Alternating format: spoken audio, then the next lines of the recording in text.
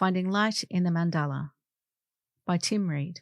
When Tread Sculpture's Mandala took out first place in the Estate Division at the Melbourne International Flower and Garden Show this year, it was a proud moment. As someone who never studied art and learned to weld repairing machinery rather than attending art school, receiving recognition at one of Australia's premier garden shows was both humbling and rewarding. But for me, the significance of the mandala runs much deeper than the award. The piece was created during a particularly difficult period of my life.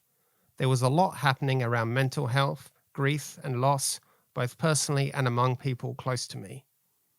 At the same time, filmmaker Jack Morrow was producing a short documentary called Heavy Metal, which explored my arts practice and the role creativity has played in helping me manage my own mental health. As part of that project, I created a sculpture carrying a great deal of emotional weight. I hoped the process of making it would bring the same sense of release and healing that art had provided me at other times in my life. When the documentary was completed, however, I was surprised to find I still felt unsettled. The resolution I had been searching for hadn't really arrived. Meanwhile, another piece was quietly taking shape in the studio.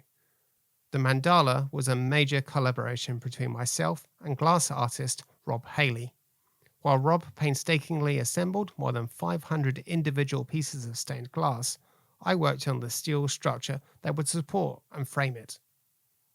As often happens with large collaborative works, we spent months working separately before bringing our two halves together. When the piece was finally assembled, something unexpected happened. Normally, once a sculpture is finished, I'm eager to photograph it, list it for sale, and share it with the world. But with the mandala, I couldn't do that. The finished work sat in my studio for weeks. Both Rob and I found ourselves strangely affected by it. Neither of us could quite explain why. The mandala seemed to possess a presence that demanded time and reflection. Eventually, I realized that something important had shifted. The healing and sense of acceptance I had hoped to find through the mental health sculpture had quietly emerged through the creation of the mandala instead. It wasn't something I had planned or intended. It was simply something that happened through the process of making. When I later explored the meaning and history of mandalas, the experience made sense. Across many cultures, mandalas are associated with balance, wholeness, contemplation, and healing. Without consciously setting out to create those things, the work had become a vehicle for them.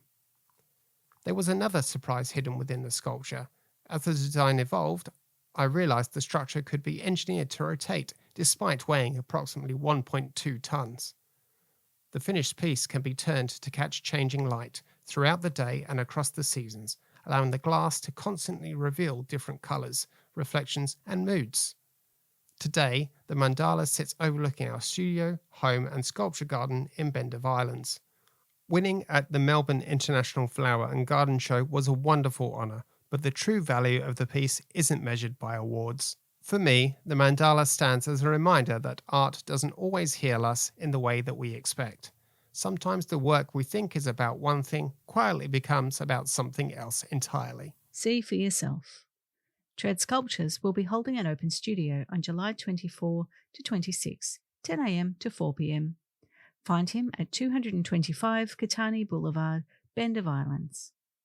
To find out more or to arrange an appointment outside of this event, visit treadsculptures.com.au.